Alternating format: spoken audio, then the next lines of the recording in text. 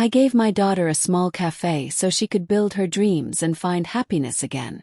But when I walked in, tears ran down her face. Her mother-in-law had stolen everything, made her work like a servant without pay, and laughed while doing it. The pain of watching someone hurt my child cut deep like broken glass. But I knew what to do, and my plan would change everything forever, piece by piece. Before we keep going, please hit the subscribe button and tell me in the comments what country you are watching from right now. Smell of burned toast filled Sunnyside Cafe when I pushed the front door open. Something felt wrong. Very wrong. The tables were dirty. The floor had not been cleaned. Then I saw my daughter, my sweet Emma. She sat on the floor near the storage room. Her apron was covered in dirt and stains. She held a broken mop in her hands. Tears fell from her eyes onto the wooden floor. Emma, you need to work faster. Customers are waiting. The voice came from near the coffee machine, cold and mean like winter wind. A woman with bright red lipstick stood there. She wore expensive clothes and shiny jewelry. Vivian Clark, my daughter's mother-in-law. In the cafe I bought for Emma just 4 months ago with all my saved money. Emma looked up fast. Eyes met. She looked scared and surprised. What are you doing here? Vivian smiled, but it was not a kind smile. Hello, Margaret. We did not expect to see you today. I walked toward Emma. And her cafe. Cafe, sweetie. Vivian turned her head. Emma and I are running this business together now. Did she not tell you? The broken mop fell from Emma's hands and hit the floor with a loud bang. Sorry, I am just... Her voice broke like thin ice. Cleaning up a mess. Together. The word felt heavy in my chest like a rock. I had worked as a school teacher for 40 years. I knew when something was not right. I knew when someone was lying. Daniel sat at a table in the back corner. Emma's husband. Vivian's son. He stared at his phone. When I looked at him, he moved in his chair but said nothing. Not one word. One old man sat by himself drinking coffee. He looked sad and uncomfortable. Let me help you, honey. I reached down to pick up the mop. No. Margaret. Vivian stood up straight and fixed her hair. She needs to learn the right way to clean. The building inspector came last week and said things were not good enough. My hand stopped moving. What building inspector? Vivian waved her hand like it did not matter. Just a normal check. Made some small mistakes. We took care of everything. Her smile got bigger. You would understand these things, wouldn't you? From your years of teaching children proper behavior. The coffee pot made a hissing sound behind the counter. Steam rose up into the air. I counted to 5 in my head. Daniel. I turned to look at my son-in-law. How is your new job going? He barely lifted his eyes from his phone. Fine. Keeping busy. He is such a big help here. Vivian answered before he could say more. Taking care of money. Matters, talking to food sellers. Somebody has to do the real work. Can do those things. Emma started to say. Sweetheart, we already talked about this. Vivian's voice sounded sweet like honey but felt mean. You should focus on what you are good at. The baking part. Emma's hands closed tight into fists. She stood up, picked up a cleaning cloth, walked to a nearby table. She started wiping in fast circles. Very fast circles. I ordered tea from Vivian. Not from my daughter. I had to do it this way. She poured hot water into a cup. Like she was performing a show. Tell me what you think of our new tea selection. I have picked much better choices than before. Or choices. Every single word felt like a tiny needle. Tea was too hot. It tasted bitter and old. Everything was wrong. Very nice, I said. My hand shook when I picked up the cup. Tea spilled onto the counter. Vivian's eyes watched the spill. Something changed in her face. She looked happy about my mistake. She grabbed a towel from under the counter. Wiped up the spill very slowly. And carefully. Do not worry, Margaret. Mistakes happen to everyone. I wanted to say something. Wanted to grab that towel. Deep breath. Count to 10 this time. The old man at the table stood up and left. He did not finish his coffee. The bell on the door rang when he walked out. I would love to see the business papers, said. My voice stayed calm and normal. Business papers are so boring. Vivian laughed a fake laugh. Daniel takes care of all that lawyer stuff. Right, honey? Daniel nodded his head but did not. 40 years I taught students. Watch them lie about homework. Watch them make excuses. Watch them try every trick. I knew guilt when I saw it. I knew lying when I heard it. I knew I was looking at both right now. Well, put down my cup. I should let you ladies get back to work. Oh, we are always working hard. Vivian smiled big. Running a good business takes attention every single day. Every day. But that is what family does, right? We help each other. I looked at Emma. She stood at a far table, cloth in hand, staring. Nothing.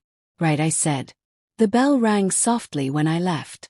Or maybe my ears were ringing too loud to hear it right. I drove home. 20 minutes through city traffic. My mind racing. My hands tight on the steering wheel. Around 8 o'clock my doorbell rang. Emma stood outside my apartment. Her eyes were red and swollen. She walked in without saying anything. Sat on my old couch. Pulled her knees up to her chest like a little girl. I told her I was buying cleaning supplies. She whispered. I sat down next to her. Waited quietly. Then she started crying hard. Mom, I'm so sorry. Tears ran down her face like rain. I did not want you to know. Felt so ashamed. Ashamed of what? She said she would help pay for starting the cafe. Said it was a family gift. Made it sound so nice and generous. Her words came out fast and scared. Then the papers came. There was so much confusing language. Daniel said it was normal. He promised it was just to keep everyone safe. My chest felt tight. Me see the papers. She pulled a folder from her bag. Her hands were shaking hard. I opened it slowly. Partnership agreement. Page 1 looked okay. Page 3 made my stomach hurt. Page 7 made me angry. She owns 51%. Emma cried harder. The lawyer said. I cannot remember what the lawyer said. My voice came out cold and flat. I will fix this problem. Mom, she has money and powerful friends. Nah, Emma. I took both her hands in mine. Look at me. She looked up. I spent 40 years teaching children right from wrong. I squeezed her hands tight. I will fix this fast. Promise. She left after 11 o'clock. Sneaking out like a teenager who broke the rules. I sat alone in the dark. The partnership papers lay on my coffee table. 51 pages of stealing hidden in legal words. My eyes moved to the bookshelf. Between my old teaching awards and a photo of Emma as a baby sat my medal. Teacher of the Year. Oregon Education Association. The medal showed a younger me. Less gray hair. Same determined. Same eyes that never let bullies hurt my students. I ran my finger over the shiny metal. A smile came to my face. Not a nice smile. The medal sat on my bedside table when I woke up. Old habits never die. Early mornings. 50 years of them. 6 o'clock exactly. I showered, got dressed carefully. Simple dress, comfortable walking shoes, cardigan sweater. Teacher clothes. My reflection showed someone different from yesterday's shocked mother. This woman had a plan brewing inside her head. Café. Opened at 7:30. Got there at 8. Emma stood behind the counter by herself. Dark circles under her eyes like bruises. She jumped when the bell rang. Mom, what are you? Hot chocolate, please. I spoke loud enough for the 3 customers at different tables to hear. And one of those blueberry muffins. Her eyes flickered with understanding. But, 1 hot chocolate, 1 muffin coming right up. I took a seat at the window table. Opened a magazine I brought. Pretended to read words I did not see. My real attention was on watching everything happening in the cafe. The refrigerator door stayed open too long. 30 seconds. 40 seconds. Food getting warm. Not safe. Emma finally closed it after getting cream. The food preparation area looked messy. Dirty and clean dishes too close together. Raw vegetables touching cooked food containers. Not good. Very not good. Opened food packages with no dates written on them. Against safety rules. Her cell phone sat right on the counter where she made food. Germs spreading everywhere. Ugh. Enough problems in 15 minutes to know this place was not following the rules. 40 years teaching taught me to see what others miss. Just like a doctor sees broken bones, I see broken rules. Margaret. Planning to visit us every day now. Vivian came out from the back room. Perfect makeup. Perfect hair. Fresh clothes. She pulled out the chair across from me without asking if she could sit. See, I told Emma. Good hot chocolate brings customers back. This cafe seems different from last time. I took a sip of my hot chocolate. Still too hot. Weak flavor. New rules in place. Oh, absolutely. Vivian leaned forward looking excited. I've made several smart changes. Cut waste, better buying of supplies, made everything run smoother. Small businesses fail because they spend too much money on silly things. Like expensive milk, for example. The cheap brand costs half as much. Her eyes sparkled. Customers cannot even tell the difference. Smart changes meant cheap and dangerous choices. I once saw a restaurant get closed for using old milk. But in Vivian's world, old and expired just meant saving money. Mental note. Check the refrigerator dates if any dates even existed. Very clever, I said. Thank you so much. Vivian smiled proudly. Daniel and I have been looking at every expense. He is so good with numbers and spreadsheets. Daniel arrived right then. Nodded at me quickly. Sat at his favorite corner table. Put headphones in his ears before even opening his laptop. The morning got busier. 3 customers became 7. Emma moved back and forth. Between counter and tables. Vivian stayed planted at the cash register like a queen on a throne. No, no, no. Vivian's voice cut through the noise of the cafe. She walked fast to where Emma was cleaning a table. You're doing it wrong. Watch carefully. She grabbed the cloth from Emma's hand hard. Showed her how to wipe. Low. Careful. Like teaching a baby. See. No streaks or marks. It is not that hard. I was doing it right. Was you? Because 4 customers yesterday complained about dirty tables. For people. Do you know what that does to our reputation? 3 customers at nearby tables looked uncomfortable. Shifted in their seats. Daniel glanced up from his laptop. Mom, maybe we should. Daniel, please. Vivian held up one hand. I am training her properly. Somebody needs to do it. 40 years I taught children. Never once did I care if a desk was wiped in circles or straight lines. Know why? 'Cause it does not matter. But control matters to people like Vivian. Control is everything to them. Excuse me. I stood up from my table. May I use your bathroom? Course. Vivian smiled big. Down that hallway. We keep everything spotless. Margaret would approve, wouldn't you, Margaret? Given all your years teaching cleanliness to children. I walked past the counter slowly. The hallway to the bathroom gave me a clear view into the kitchen area. I saw problems immediately. Cleaning bottles stored right next to bags of flour and sugar. Dangerous. Very dangerous. The mop bucket sat too close to the hand-washing sink. Another problem. Took 4 quick photos with my phone. Rest. Quiet. Nobody noticed. The bathroom itself was clean enough. Emma's work, I bet. But the sink had a crack running through it. Small but still a problem that could be reported. 5 more photos taken. When I came back out, Vivian had taken my seat. She sat in my chair reading my magazine. You know what section I love reading? She did not wait for my answer. Business and money news. I read it every single morning. Understanding how money works is so important for success. I'm sure it is. Emma never reads business news. No head for numbers or business, that girl. Sweet and kind. Vivian let her voice trail off. Let the silence say the rest. I pulled out my wallet. Left $30 on the table. The hot chocolate and muffin cost maybe $8 total. Keep the extra, Emma. Vivian's hand shot out fast like a snake. Took the $30. Smiled at me while she counted it carefully. Folded it. put it in her pocket. How generous and kind. We will use it to buy new equipment. The oven needs expensive repairs soon. Emma stood by the counter frozen, staring at nothing. I left without looking back at her. Could not. Laptop open. 4 hours reading Oregon safety laws and business regulations. Rules I never needed as a teacher. But rules I needed now. My notebook filled up with problems I saw. Temperature control failure. Cross-contamination of foods. Improper date labeling. Chemical storage near food. Equipment problems. All small problems alone.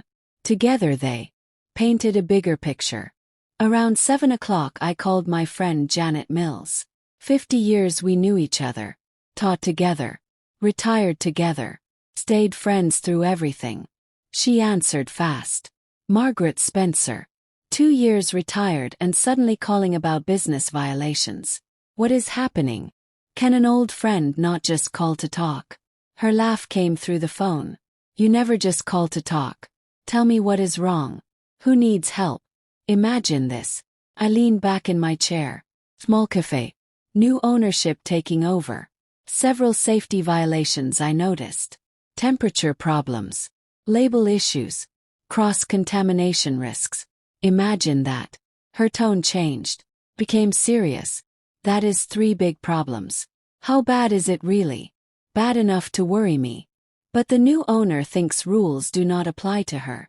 Thinks she is smarter than everyone. Those are my favorite kind. Janet's voice smiled. The ones who think they are too smart to get caught. We talked for over an hour. About nothing. About everything. About old times teaching together. You know. What, Margaret? I miss working with you every day. Schools are different now. Younger teachers care more about test scores than helping children. Nobody has that instinct anymore. That feeling for when something is very wrong. I opened my old filing cabinet. The one from my classroom. 40 years of contacts inside. Teachers, principals, school board members, parents who became friends. People who owed me favors. People I helped over the years. People who remembered when Mrs. Spencer fought to save the music program from being cut. Rodriguez. Chen. Bailey. O'Connor. My finger traced down the pages of names. Do they? I said quietly. Somebody is about to learn that retired teachers still have power and connections. Time to see if Vivian Clark understands what happens when you hurt a teacher's child. Hung up the phone. In the quiet of my apartment, I whispered 6 words to the empty room. You picked the wrong family, Vivian. 3 days after I whispered those words into my silent apartment, I sat at my kitchen table. Papers surrounded me everywhere. Not just any papers. 40 years of teaching experience. Oregon safety rules printed out. Violation checklist. Complaint form templates. Everything spread across my table. My tea had gone cold in the cup. Had not even noticed. The filing cabinet stood open in the corner. Contact list. Procedure guides. Forms and documents. Everything I thought I left behind in retirement. Funny how fast it all comes back when your child needs you. I opened the Oregon Health Department website. Found the complaint form. Right there for anyone to use. Simple. Clean. Official looking. But I did not just fill it out quickly. I wrote it carefully. Every word chosen to make people pay attention. Multiple violations observed by concerned citizen. Cross-contamination risks with food. Temperature abuse of dairy and meats. Repeated worries from elderly customers about cleanliness. Magic words. The kind of words that make a complaint go from maybe we will check it to we need to inspect this place. Immediately. I had seen 3,000 student behavior reports in my career. This one felt different. Better. More personal and important. My yellow notepad sat next to the laptop. 5 stages written in my handwriting. Stage 1. Health inspection. Stage 2. Social media reputation damage. Stage 3. Community action. Stage 4. Legal battle. Stage 5. Financial justice. Stage 1 was almost ready. Just needed the last pieces to fall into place. My new email account created the night before. Free. Count. Impossible to trace back to my real identity. Sat open on my phone. Called Emma. She answered immediately. Hello, Mom. Are you alone right now? Silence. Then a whisper. Daniel is at his mother's house helping her. Mom, what is happening? What are you planning? Listen very carefully. Kept my voice steady and calm. Tomorrow when you close the cafe at night, I need you to forget a few things. Those date labels on the milk and cheese. Do not replace them tonight. That temperature log sheet by the walk-in refrigerator. Maybe you are too tired to fill it in today. Long pause on the phone. You are setting her up to get in trouble. I am letting the truth show itself clearly. I held the phone tighter. Will you help me do this? Her voice dropped to almost nothing. What time should I expect something to happen? Truth. Day after tomorrow. Late morning. You will know it when you see it. After we hung up, I stared at my laptop screen. The complaint form was complete and perfect. Devastating to read. My finger stayed over the submit button. This was the moment. Once I clicked this button, I would be using 40 years of teaching knowledge to target my own daughter's business. Yes, Vivian created the violations and problems. Vivian cut corners and put customers at risk. But Emma's name was on the business license. Café. Her dream. The one I bought with every dollar I had saved. I remembered her face. On her knees. Holding that broken mop. Crying silently while her mother-in-law watched and smiled. Click. Submit. Library Wi-Fi made the upload smooth and fast. I had driven to the public library 4 blocks away at 2 in the morning. Maybe too careful. Maybe paranoid. But complaints get logged with timestamps and computer addresses. Better to be safe. Back home I opened my email. Confirmation from Oregon Health Department. Your complaint has been received and assigned reference number 2025, PDX, M, 2891. Stage 1 now in motion and unstoppable. Late that afternoon my phone rang. Janet's name on the screen. Are you sitting down? Her voice was excited. Course you are. Let me tell you what I found out. I pulled up the complaint on my computer. Margaret, you brilliant woman. You wrote it exactly right. Hit every trigger word we look for in serious complaints. Vulnerable populations. Elderly customers. Young children. That is code red for the health department. I mentioned grandparents bringing grandchildren there. Yes, exactly. Makes it high priority. Automatic fast response required by law. Papers rustled on her end of the phone. Your complaint is flagged. For immediate action. Should get assigned within 48 hours maximum. Should. Will. I'm keeping my eye on it personally. Not because you asked me to. Just because the complaint deserves it and warrants attention. Everything by the rules, Margaret. I am not breaking any laws or procedures. Your complaint just happens to be written perfectly. You were always a good teacher, Janet. Yes, I was. Her voice became softer and more serious. But Margaret, you need to stay far away from Sunnyside Café when the inspection happens. You cannot be anywhere near that building that day.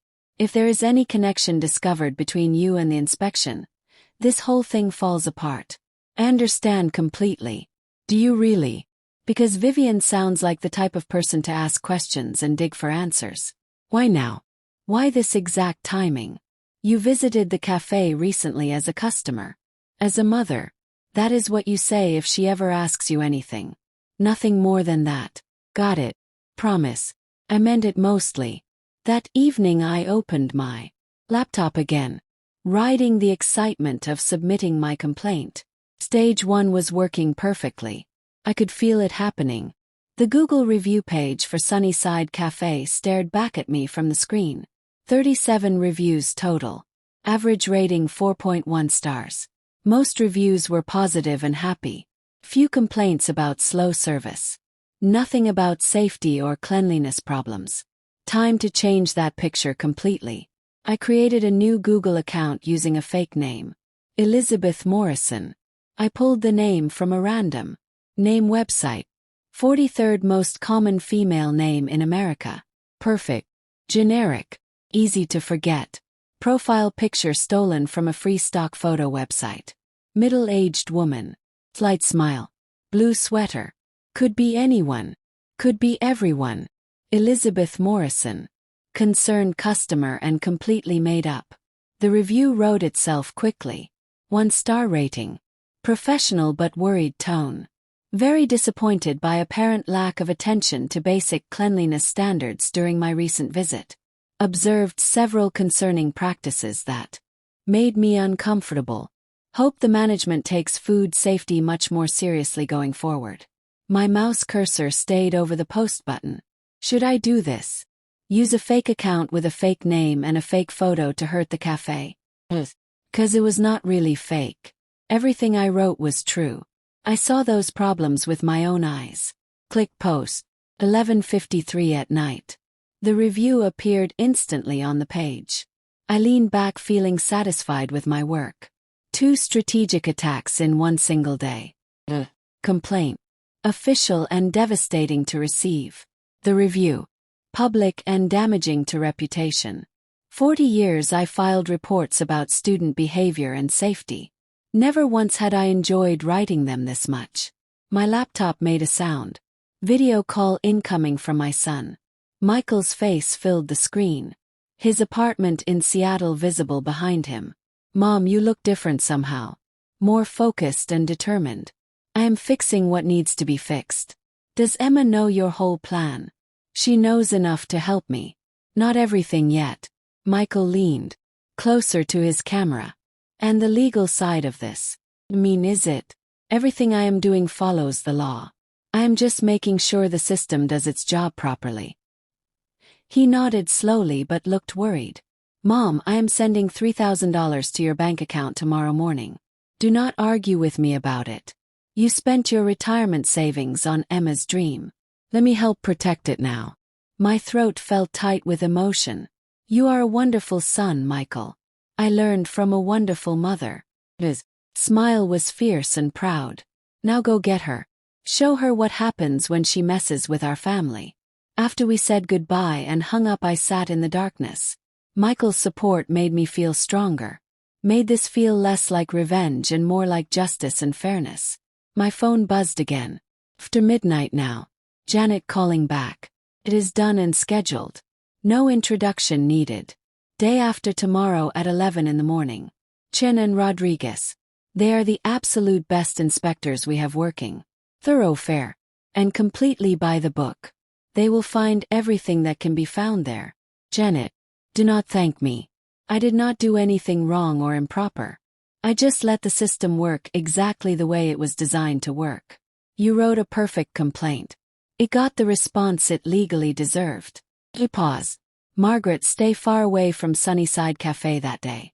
Do you hear me clearly? If Vivian suspects any connection between you and this inspection, understand. But I knew myself too well. I had spent 40 years watching teachers handle difficult situations. I would not miss watching this one unfold.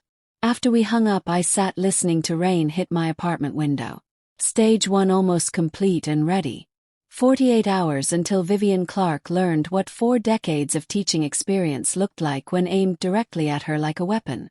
My phone glowed softly in the dark. One new notification appeared. Google alert I had set up. Someone replied to my Elizabeth Morrison review. I opened it expecting nothing important. Vivian Clark. Her verified business owner account. The reply was public for everyone to see.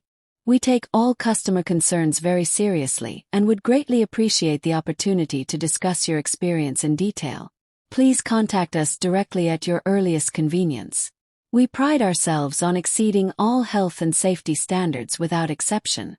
Professional sounding. Appropriate response. But underneath the words was a clear threat. I am watching you now. See you. I will find you and make you pay. Should have felt worried or scared. Instead, I smiled in the darkness. Let her watch and waste her energy. Let her chase Elizabeth Morrison's ghost forever. I had much bigger problems lined up and ready for her. Problems with badges and clipboards and the full power of Oregon health regulations. 3 days crawled by like wounded animals dragging themselves forward. I cleaned my apartment 3 times. Reorganized my book collection twice. Called Michael to discuss Seattle weather. Anything to make time pass faster. The morning of the inspection I woke at 2:30. Could not help it. Decades of early morning teaching had programmed my body clock permanently. By 10:45 I had broken Janet's strict instructions completely. Small coffee shop called Bean Dreams across the street from Sunnyside Café. Perfect view through both windows. I ordered a latte. Made myself comfortable at the corner table by the window. What temperature do you keep your milk at? I asked the young woman making my drink. She laughed out loud. That is a super weird question to ask. 40 degrees I think. Manager checks the thermometer like 10 times every single day. She is obsessed with it. Good manager who cares. The latte arrived. Perfect temperature. Smooth and creamy. Heated to exactly 150 degrees if I had to guess. The irony of drinking perfectly made coffee while waiting to watch Sunnyside Café get written up for temperature violations. Sometimes life has a dark sense of humor. 11 o'clock exactly. White Oregon Health Department car pulled up and parked. 2 inspectors got out. A woman carrying a clipboard. Rodriguez. I remembered her from a school food safety training 5 years ago. A man with a digital thermometer visible on his belt. Younger than Rodriguez. Very serious looking. All business and no smiles. Through Sunnyside's big front window I watched Vivian's face change like a storm rolling in. Welcoming smile at first. Then confusion spreading across her features. Then visible concern and worry. Rodriguez showed her official badge. I could not hear the exact words but I had heard them 1,000 times at school. Oregon Health Authority. Routine inspection of your establishment. Vivian's smile got even bigger. More welcoming. She thought this was just a formality and nothing serious. Quick look around and they would leave. Rodriguez did not smile back at all. Professionals never do that. Chin moved toward the kitchen area immediately. Vivian's hand came up trying to redirect him elsewhere. Stop him from going back there. Her gesture clearly said, let me show you around first. Chen ignored her completely. Also very professional. Never let the owner control where you look or what you see. I took another sip of my excellent latte. This was what justice tasted like apparently. Turned out justice tasted like properly steamed milk and other people's panic and fear. Rodriguez spread out papers at the front counter. Started checking temperatures of displayed food. Opening containers to look inside. Reading labels. Chen disappeared into the kitchen area in the back. Emma stood frozen by the espresso machine like a statue. Not moving. Barely. Breathing. Daniel sat in his usual corner. Laptop open in front of him. Headphones covering his ears. Deliberately ignoring everything happening around him. 50 minutes later both inspectors came out from the kitchen. Even from across the street I could see Vivian's face had gone completely pale. White as paper. She was talking very fast. Gesturing wildly with her hands. Pointing at Emma. Pointing at the kitchen. Pointing at the inspection report in Rodriguez's hand. The universal language of this is not my fault, it is her fault, blame her not me. Rodriguez's face stayed flat and expressionless as concrete. I had taught her well during that training.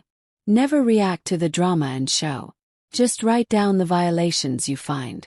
Through Bean Dreams' window I watched Vivian's performance like it was a movie. Better than any movie. This one had real-life consequences that mattered. Her face went from concerned business owner trying to help, to I need to speak to your supervisor immediately, to full meltdown. In about 8 minutes flat. Rodriguez handed Vivian official papers. Yellow copies. Vivian grabbed them from her hands. Started reading fast. Her expression transformed completely in seconds. Rage. Pure rage burning in her eyes. She spun around to face Emma. Even through closed windows and across a busy street I could tell she was screaming. Yelling loud. 2 customers grabbed their coats and bags. Left the cafe quickly and hurriedly. Travis pulled off his headphones finally. Looked up from his laptop. Did absolutely nothing to help. Coward. The inspectors left. Professional and unmoved by the drama. They had seen this show many times before in their careers. Finished my latte slowly. Left cash on the table. Walked to my car parked 4 blocks away in a different direction. 25 minutes through morning traffic. My hands shook on the steering wheel the whole drive. Stage 1 complete and successful. Vivian's confidence shattered into pieces. Next move was hers to make. And I had absolutely no idea what it would be. Late that afternoon my phone rang. Mom, I cannot talk long. Yes. Vivian's voice loud in the background.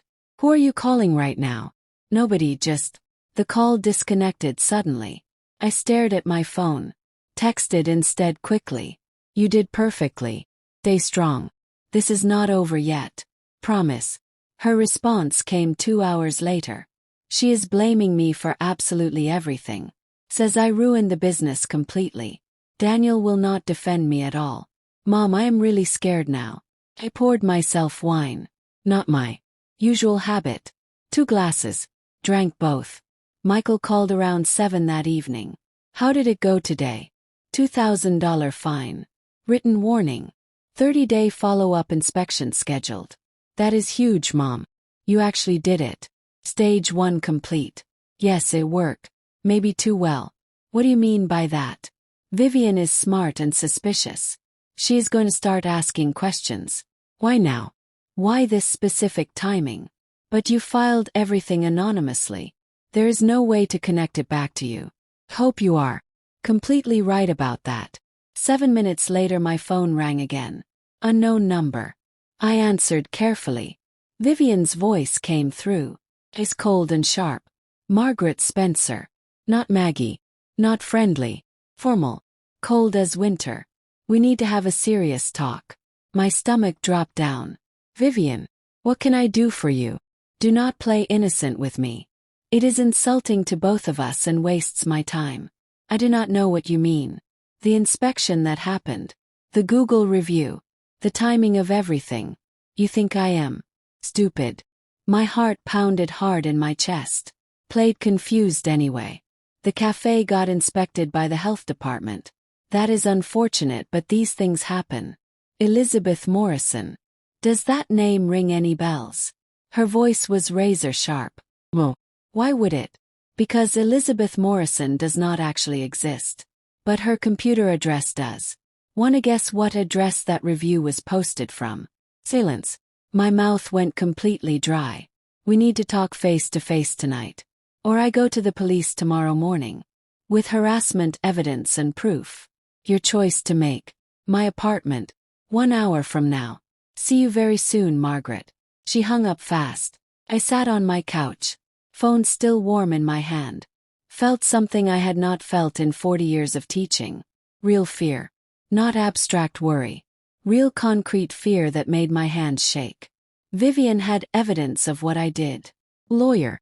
Money and resources. She could frame this as harassment. Talking. Interference with a business. The Google review was proof I had targeted her cafe on purpose. What if I had made a terrible mistake? What if protecting Emma meant destroying myself completely? I was 72 years old. No savings left after buying the cafe. Living on Social Security and a small pension. One lawsuit could wipe me out entirely. Take my apartment. My dignity. Everything I had left. My hand shook as I poured more wine into my glass. Then my phone buzzed. Text message from Emma. Mom, she knows somehow that you helped me. She is coming for you next. I'm so sorry. This is all my fault. I read it 5 times slowly. My fault, she wrote. Well, I drank the wine. Put the glass down hard enough to crack it slightly. This was Vivian's fault entirely. She stole from my daughter. Humiliated her daily. Turned her dream into a nightmare of suffering. I did not start this war. I just refused to let her win it. 25 minutes until Vivian arrived at my door. I paced back and forth between my kitchen and living room. wearing a path in my old carpet. Pulled out the partnership documents. 51 pages of legal theft. My phone buzzed. Text from unknown number. Parking now. Have coffee ready. This will take quite a while. The nerve. The absolute nerve of this woman. I did not make any coffee. The knock came exactly 1 hour after her phone call. Firm. 4 times. Official sounding. I opened my apartment door. Vivian stood in the hallway wearing a navy blue suit and pearl necklace. Like she was attending an important business meeting. Silver hair perfectly styled. Makeup. Perfect. Smile sharp enough to cut through steel. Behind her stood a man in his 50s. Dark gray suit. Leather briefcase in hand. He extended his hand toward me formally. Mrs. Spencer. I am Marcus Webb, Miss Clark's attorney. Thank you for agreeing to meet with us tonight. She brought her lawyer to my home. Please come inside. I stepped back, though I never agreed to any meeting. You threatened me, and I am curious why you think that is acceptable. Vivian swept past me into my apartment. Looked around like she was judging the value of my furniture. The lawyer followed her. Set his briefcase on my coffee table.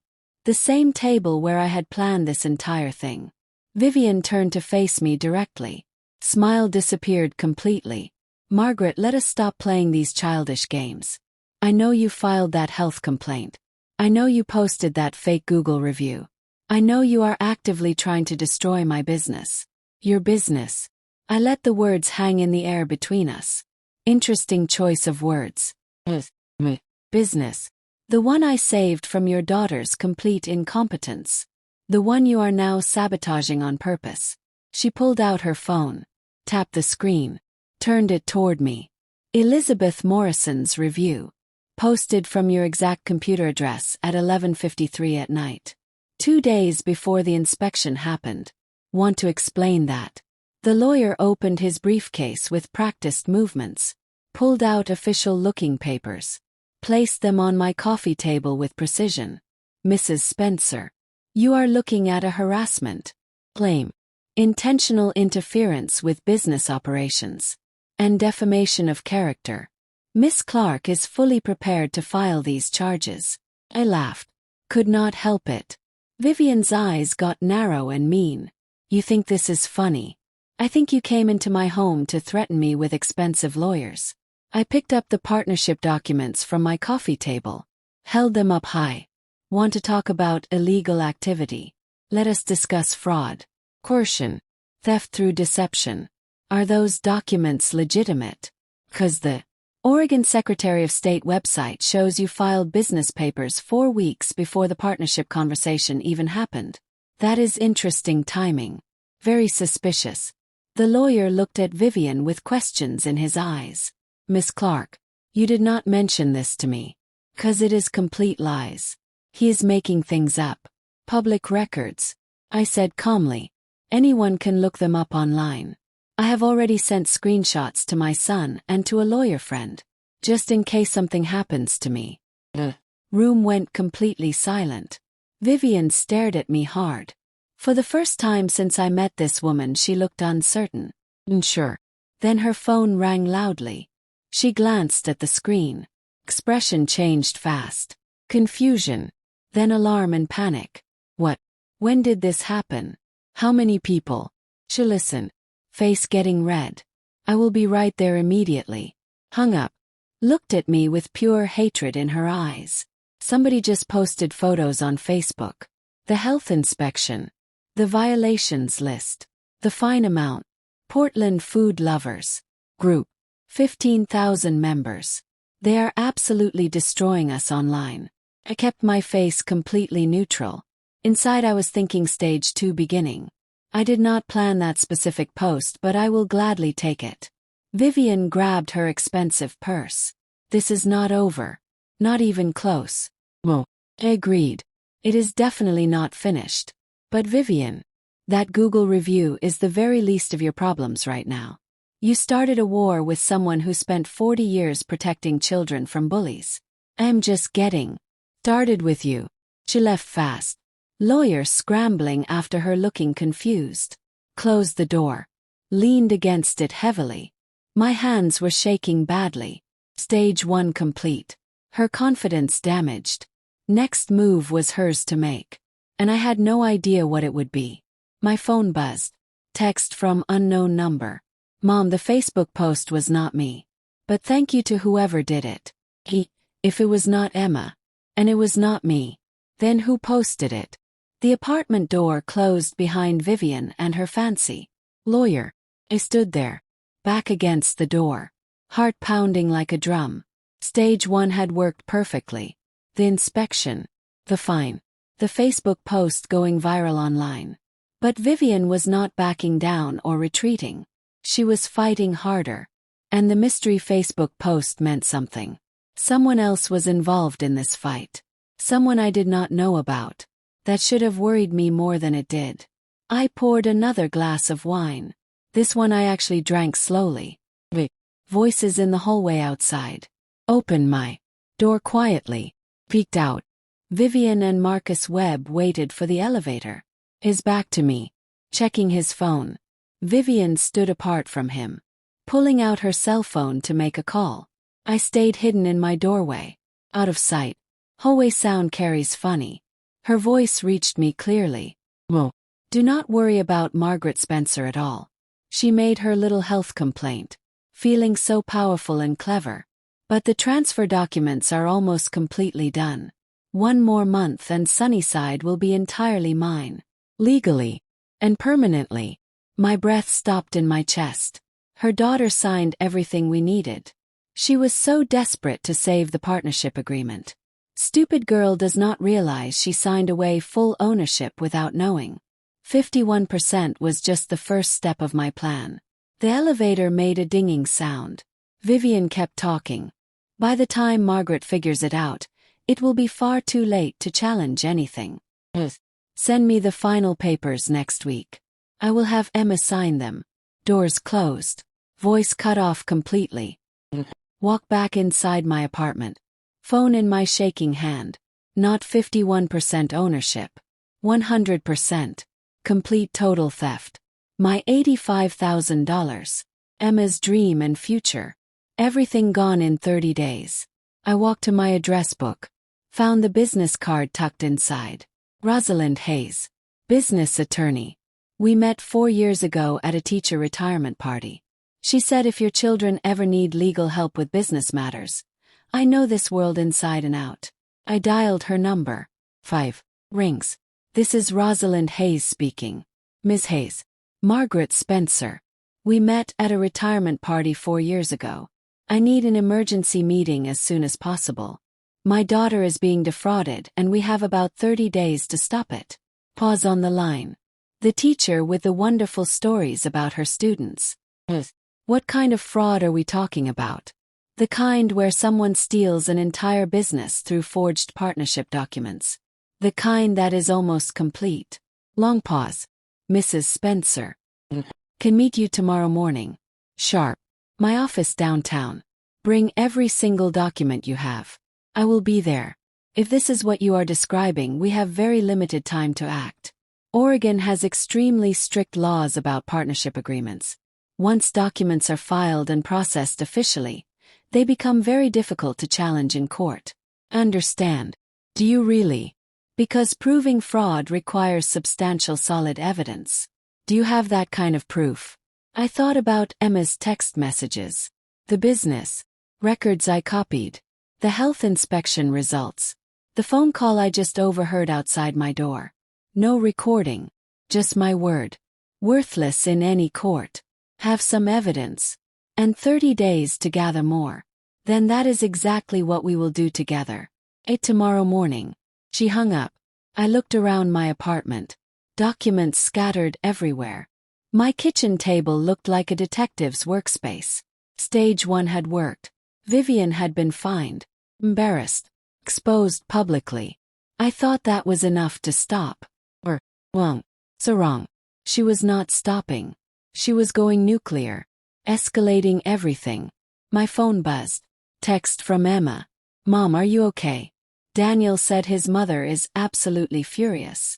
What happened at your apartment? What happened? I had started a war I might not be able to win. Type back quickly. Meeting with a lawyer tomorrow morning. Things are going to get much worse before they get better. Can you trust me? 3 dots appeared. Then stop. Then appeared again. Trust you. Always have. Always will. Stared at those words on my screen. Always. Opened my laptop. Created a new document. Evidence log. Vivian Clark fraud case. Started typing. Location. What I overheard her say. Word for word quotes. It was not much evidence. But it was a beginning. Stage 2 was about to start. This time it was not about health inspections and online reviews anymore. This time it was about the law and courts. And in that arena I was not the expert at all. Vivian knew that fact. That is why she brought a lawyer to threaten me. She had been one step ahead this whole time. I needed to catch up fast. 8 in the morning came too fast and too slow. I spent the night organizing evidence. Printed text messages. Screenshot business records. Created a timeline. Wrote notes from the overheard conversation. By dawn my kitchen table looked like a crime scene investigation. Rosalind Hayes' office was downtown Portland. Old brick building. Beautiful architecture. Her name on a brass plate on the 4th floor. Hayes and Partners. Business law. I knocked at 7:55. She opened the door herself. Coffee mug in hand. Already reviewing documents on her computer screen. Mrs. Spencer. You are early. That is good. Come in. Her conference room smelled like expensive coffee and my own desperation. Mostly the coffee though. My desperation was free. She spread the partnership documents across the long table like a detective displaying evidence of murder. Which legally speaking this kind of was. These documents are very thorough. Rosalind's tone stayed neutral and professional. That is lawyer speak for whoever screwed you over knew exactly what they were doing. Wonderful. I got screwed by a professional. Very comforting. Can we challenge these documents? Legally they appear valid. Emma signed them. Notarized properly. Filed correctly with the state. She looked up at me. But if she signed under pressure or duress? If she did not understand the terms? If Vivian misrepresented what she was signing? That is actionable in court. We need solid evidence. I heard Vivian on the phone. She admitted her entire plan. Your testimony about an overheard conversation. Rosalind shook her head. Hearsay. Inadmissible in court. We need her actual words recorded. Permanent proof. Oregon is a one-party consent state. Rosalind's eyebrows rose. You have been doing research. 40 years as a teacher. I know recording laws. If Emma records conversations and she is part of them, it is legal evidence. Exactly correct. Rosalind smiled. So we need Emma to get Vivian to admit the fraud on a recording. She will do it. Are you absolutely sure? Because if Vivian discovers Emma is recording, it could make everything worse. My daughter spent 4 months being humiliated by this woman. She will do it. I called Janet Mills. I need help with technology. Someone who knows recording devices. Discreet. Legal. Today. My nephew Oliver Chin. Computer security specialist. Works with this stuff daily. 2 hours later I met Oliver Chan at a coffee shop downtown. Janet's nephew. 26 years old. Technology expert. Hoodie and laptop bag. Energy drink instead of coffee. Aunt Janet said you need recording equipment. He pulled out a small device from his bag. Sony recorder. Looks like a regular phone charger. Clips to a shirt pocket or apron. 40 hours recording time. Voice activated automatically. I took it carefully.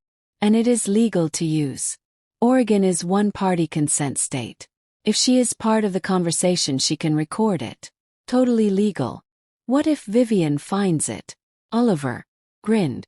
Generic looking. Worst case your daughter says it is for recording her baking instructions or something. Young people are wonderful. Give them a chance to explain their gadgets and they will help you with almost anything. That afternoon I opened my laptop. Created a new email account. ProtonMail. Anonymous. Encrypted. Impossible to trace. Subject line. Disturbing story about elderly abuse in family business. Sunnyside Café. I wrote very carefully. Ms. Pierce. I am writing anonymously because I fear retaliation and punishment. Sunnyside Café on Morrison Street. You may remember it. The owner, Emma Patterson Foster, is being systematically exploited and abused by her mother-in-law Vivian Clark. Vivian pressured Emma into signing away majority control of her own business. Now treats her like unpaid labor. Takes all profits. Publicly humiliates her constantly. Recent health inspection revealed violations Vivian created but blamed on Emma. Somebody needs to tell this important story. Hit send before I could second guess myself. 4 days crawled by slowly. Emma wore the recorder clipped to her apron every day. Captured hours and hours of Vivian's demeaning commands. Cutting remarks. Constant criticism. Clear pattern of abuse. All recorded as evidence. Day 5. Mid-afternoon. Slow period at the cafe. Daniel had just left for a doctor appointment. Vivian counted money at the register. Emma approached her. Recorder active and running. Vivian, can I ask you something? What is it? Vivian did not look up from the I have been thinking about the partnership. About the cafe. Will it ever really be mine again? The way Mom intended when she bought it. Vivian paused. Looked up. Amused expression. Yours. Emma sweetie. When was it ever truly yours? Mom bought it for me. Your mother threw away her retirement money on a business you could not manage properly. I saved it from failure. This cafe works because of me. My skill and knowledge. But legally I still own part of it. Right. Vivian laughed. Cold and mean. Legally, you stupid girl. The cafe is already completely mine. The papers you signed transfer full ownership to me. Your mother just does not know it yet. Another month and it becomes final. You will be an employee if I am generous enough to keep you. Silence on the recording. Emma genuinely shocked by the admission. You signed everything without reading it. Daniel made sure of that. You trusted him. Trusted me. And that was your biggest mistake ever. Then silence again. 12 seconds of nothing but background noise. When the recording resumed again. And there is nothing your mother can do to stop it. Her little health inspection stunt cost me $2,000. I will make that back in 1 week. That evening we listened to the recording in Rosalind's office. Emma. Rosalind. Oliver. When the gap of silence hit Rosalind's face fell. Cut out completely. Oliver examined the device. Power interruption. The clip must have come loose from her apron. I'm very sorry. Course it did. I laughed but it sounded slightly crazy. Course it cut. Because nothing in this plan can go smoothly.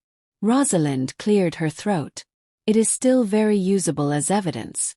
But with that gap a defense attorney could argue context is missing. Could claim things were said during the gap. So we need to get more recordings. We need more. 3 nights later Emma called. Late evening. Voice shaking and upset. Mom, I heard Daniel on the phone with his mother. He said he chose her over me. Can you come get me? I am leaving him. Come to my apartment right now. She arrived 40 minutes later. 1 suitcase. Red swollen eyes. Hair messy. Tell me what happened. He was on the phone with Vivian in our bedroom. I was not supposed to hear. She was yelling about someone asking questions. Some food blogger digging around. Daniel kept saying he would handle it and fix it. Then Vivian must have said he was weak. 'Cause he said. Her voice cracked. I chose you over her, Mom. I am with you. I've always been with you. Those were his exact words. What did you say back? I told him to leave. Our apartment. Told him we were done. He tried to explain but there is nothing to explain. He chose his mother over his wife. Simple. My phone made a sound. Email from an address I did not recognize. sfoodnews247@gmail.com. Subject line. Regarding Sunnyside situation. Opened it. Mrs. Spencer, I am guessing. I received your anonymous message. I am Natalie Pierce. I remember Emma. I remember her smile and kindness. I did some research. Talked to regular customers. Something is very wrong at Sunnyside. I would like to hear Emma's side of the story. My article publishes in 4 days. Natalie. 4 days. I had not expected her to move this quickly. I responded immediately. Thank you so much. I can arrange a meeting. Emma is ready to talk, but we need complete discretion. The people exploiting her have money and resources. Her response came within minutes. I understand and will protect her. This story matters. Portland takes care of its own people. Tell Emma I have got her back completely. Closed the laptop. Looked at Emma on my couch. Suitcase at her feet. Marriage ended. There is a food blogger who wants to hear your whole story. Article publishes in 4 days. Will it help us? It will make the health inspection look like a parking ticket. She almost smiled. But I pulled up my evidence log document. Added new entries. Recorded admission from Vivian Clark. Partial confession. 12-second gap but substantial incriminating statements captured. Daniel Foster chose mother over wife. Emma witnessed it. Marriage ending. Support system. Secured. Social media campaign initiated. Public opinion turning. We were building a strong case. Piece by piece. Stage 2 in motion. Stage 3 coming in 96 hours. My phone glowed with Natalie's last message. Portland takes care of its own. Smiled. Not a nice smile.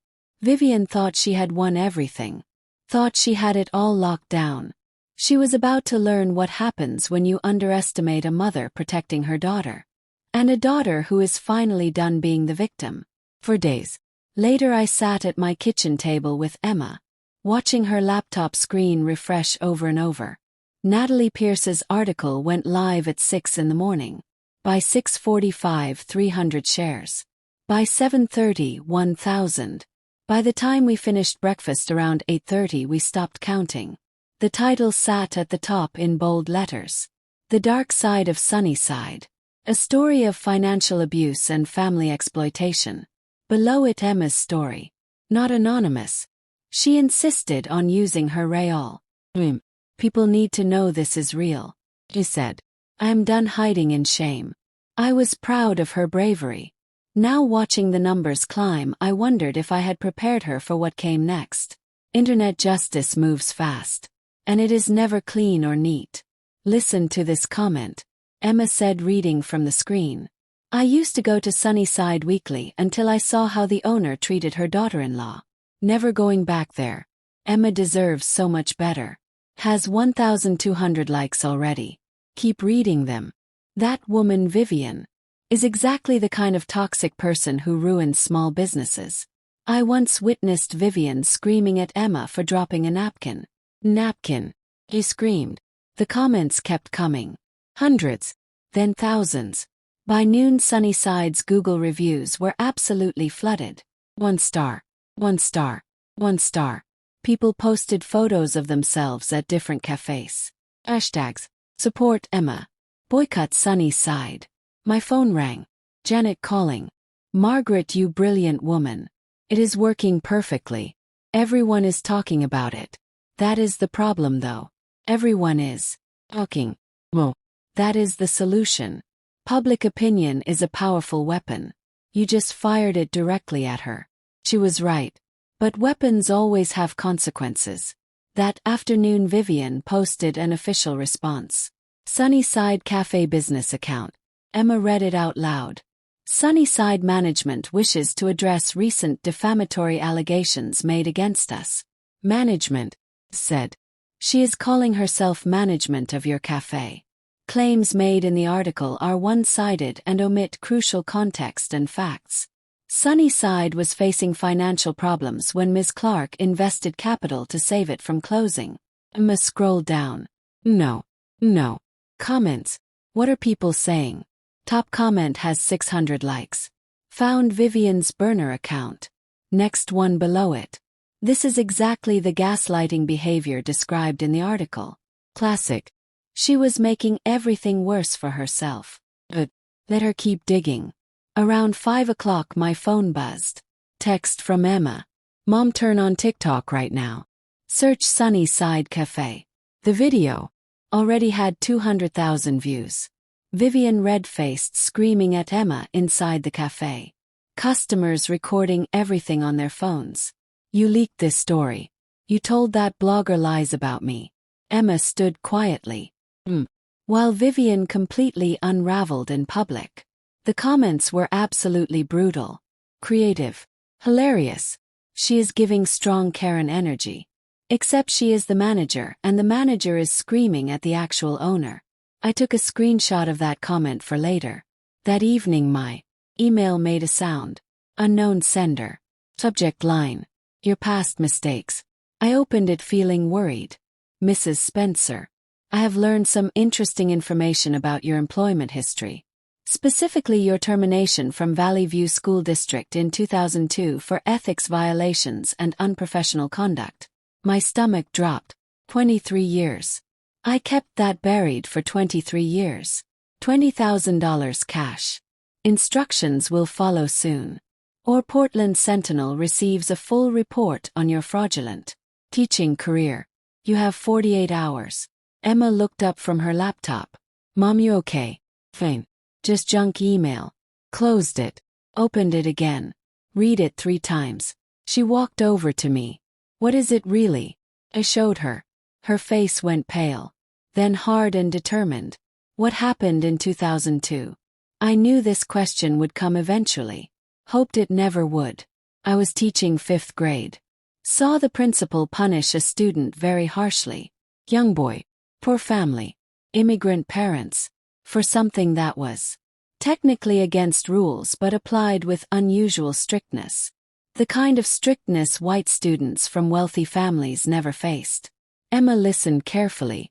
I filed a complaint about discriminatory treatment. My principal disagreed with me. I went over her head to the school board. The punishment got reduced. And I got fired. For standing up for fairness. For insubordination they called it. And conflict of interest. I had tutored the boy twice after school for free.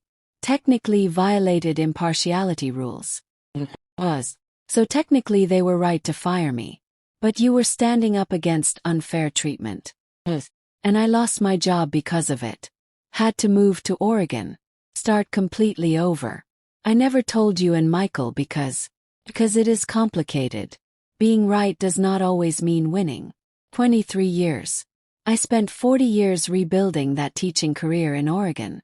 One email could destroy everything I built. 3 glasses of wine. That was too many. Poured them anyway. What if Emma believed Vivian's version of events? What if she thought her mother was actually corrupt and bad? Maybe I had gone too far with everything. Maybe I should have just hired a lawyer from the very beginning. Filed a proper civil lawsuit. Handled this through correct legal channels. Instead I orchestrated health inspections. Manipulated social media. Pushed my daughter to secretly record conversations. Was I any better than Vivian? I looked at my phone on the table. Could call Michael. Ask him to send the money. End this nightmare. Or I could keep fighting. I drank the 3rd glass of wine. Then poured the rest down the kitchen sink. 3 was too many. I needed to think clearly. I opened a new document. Started typing everything about 2002. Every detail I could remember. If Vivian was going to tell my story, I would tell it first. My way. With truth. If my children could not understand that sometimes doing the right thing costs you everything, then I failed to teach them the most important lesson. Emma put her hand on my shoulder gently. Mom, you sacrificed your job to do what was right. Now you are doing it again for me. That is not corruption. That is consistency and strength. The email says you will be disappointed in me when you learn the truth. The email is from a woman who manipulates her own son and steals from her daughter-in-law. She turned my laptop toward me. Look at this. Public opinion is completely decided. You are the hero of this story. Tell the whole truth. They will understand. When did she become so strong and brave? Bae said. Tomorrow morning I call. Portland Sentinel. Tell them everything about my past. My phone buzzed. Text from unknown number. 48 hours starts right now. I know you are with Emma. I know you are planning something. Pay me or I destroy you both. Not even hiding anymore. Not even pretending. Put the phone down. Looked at Emma. Tomorrow morning I am calling Portland Sentinel. And forwarding them this text message. Blackmail is a serious crime in Oregon. She smiled. Fierce and strong. Tomorrow morning. But tonight let us watch her public statement get torn apart online. I will make popcorn. We spent the next 2 hours reading comments together. Someone edited the TikTok video to add dramatic movie music. Someone else created a bad business owner bingo card. For the first time in many months, Emma laughed. Really, truly laughed. At midnight my laptop made a sound. Email from Natalie. Margaret, Portland Sentinel contacted me for an interview. They are doing a follow-up piece about elder financial abuse in family businesses. Fight is becoming a real movement. A movement. I just wanted to save my daughter's cafe. Type back quickly. Natalie, I am calling Sentinel tomorrow with a story about my own past. Can you connect me with the right reporter?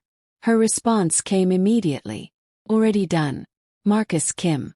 Expect his call at 8 tomorrow morning. Portland loves comeback stories. Especially ones about standing up to bullies. Close the laptop. 44 hours until Vivian's deadline. 9 hours until Marcus Kim called. 1 week. Until our lawsuit would hit the courts. I turned off all the lights. Tomorrow we would tell Portland the complete truth. All of it. And we would let Vivian face the consequences of threatening the wrong mother. Morning came with Marcus Kim's phone call at exactly 8 o'clock. I had been awake since 5:30. Rehearsing what to say. How do you explain 23 years of buried history without sounding defensive or guilty? Turns out you just tell the simple truth. Marcus listened for 50 minutes without interrupting once. When I finished, including Vivian's blackmail demand and threatening text messages, there was long silence. Mrs. Spencer, this is not about corruption at all. This is about someone who sacrificed their career for fairness. And is doing it again. Can you forward me that blackmail text right away? Oregon has very strong laws against this. This woman just committed a serious felony. I forwarded it instantly. By noon Marcus had written his article. By 3 in the afternoon it was published online. Teachers' principles. Margaret Spencer's 23-year fight for justice. Vivian's blackmail attempt had backfired completely and spectacularly. Instead of destroying my reputation, she gave me a platform to explain exactly why I fought so hard for what was right. And she committed a crime doing it. The article included quotes from the student I defended in 2002. Marcus had tracked him down somehow. He was now a successful engineer. Grateful. The article included the blackmail texts. Vivian's identity revealed through reporter investigation. Oregon State Bar received a complaint about the extortion attempt. By evening Vivian's lawyer quit. Her third one. Marcus Webb had left after our confrontation. The second one lasted 2 days after learning about the blackmail. The third sent one aggressive letter. Then withdrew when he read Marcus' article. Miss Clark, did you send extortion demands? Because if you did, I am withdrawing immediately. I do not represent criminals. 3 days later Rosalind filed our official lawsuit. Spencer versus Clark. Multnomah County Court. Fraud, coercion, theft by deception. Court date scheduled. 2 weeks. That afternoon I walked past a bank branch. Saw Vivian at the ATM machine outside. She tried to withdraw cash. Screen said transaction denied. Limit exceeded. She tried again desperately. Denied. Denied. Her hands shook badly. She leaned her forehead against the machine. Her shoulders shook. Crying. For one moment I saw not the villain, but a desperate woman who gambled everything and lost it all. And I remembered Emma on her knees, broken mop in hand, crying while her mother-in-law watched and smiled. The pity faded away quickly. I walked past without stopping. That night Emma got a text from Daniel. I'm sorry for everything that happened. Tell your mother she won. We are leaving Portland tonight. Do not try to find us. The next morning we arrived at court for the scheduled hearing. Vivian and Daniel did not show up. The bailiff confirmed it. No contact made. No lawyer. No response filed. Rosalind requested a warrant for Vivian's arrest. We drove to her apartment building. Neighbors said they saw them loading a car with suitcases around 3 in the morning. The apartment was completely empty. Lease unpaid and abandoned. Vivian Clark had fled. 3 days later, Emma returned to Sunnyside Café for the first time as the undisputed owner. Rosalind got an emergency court order preventing Vivian from accessing the property at all. We unlocked the door together. Me, Emma, Michael, who flew in from Seattle, and Rosalind. Cash register was empty. Vivian had stolen the cash before leaving. Inventory was almost gone. Bills piled high on the counter. Utilities, suppliers, rent. A note taped to the coffee machine. In Vivian's handwriting. This could have been wildly successful if you just stayed out of my way. You ruined everything. Michael read it. Started laughing. She stole your business. Embezzled money. Committed fraud and blackmail. And we ruined everything. Emma took the note. Folded it carefully. Put it in her pocket. I'm keeping this. Framing it maybe. The last words of Vivian Clark. Still playing the victim while running away. Rosalind spread documents across a table. With a default judgment which we will definitely get since they fled. Emma owns the café free and clear. But she inherits all the debts Vivian created and left behind. How much total? Emma asked quietly. Total liabilities about $65,000. Assets maybe $25,000.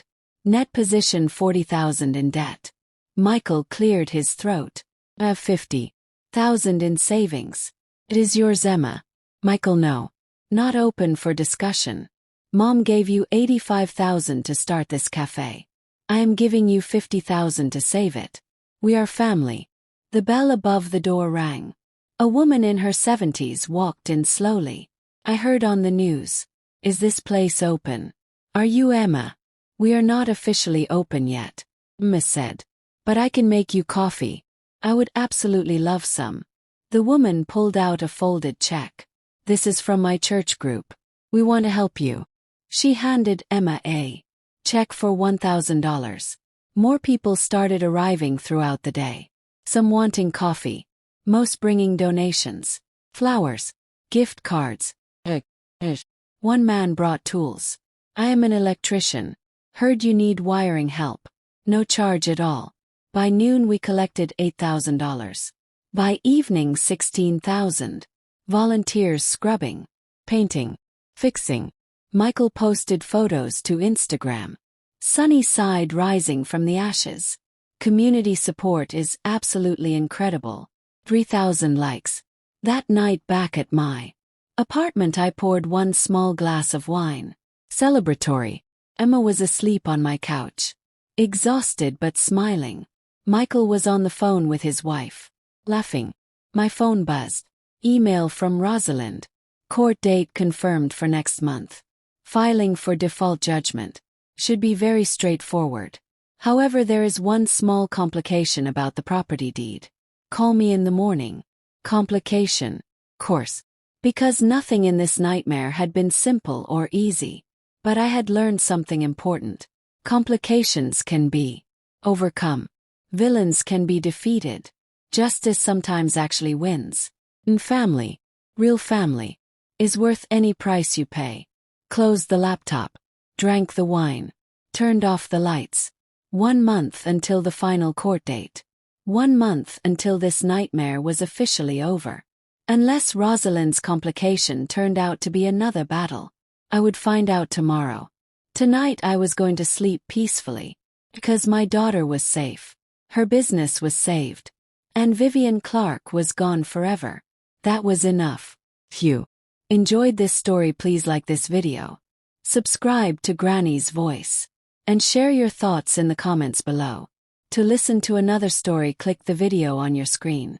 Thank you so much for watching.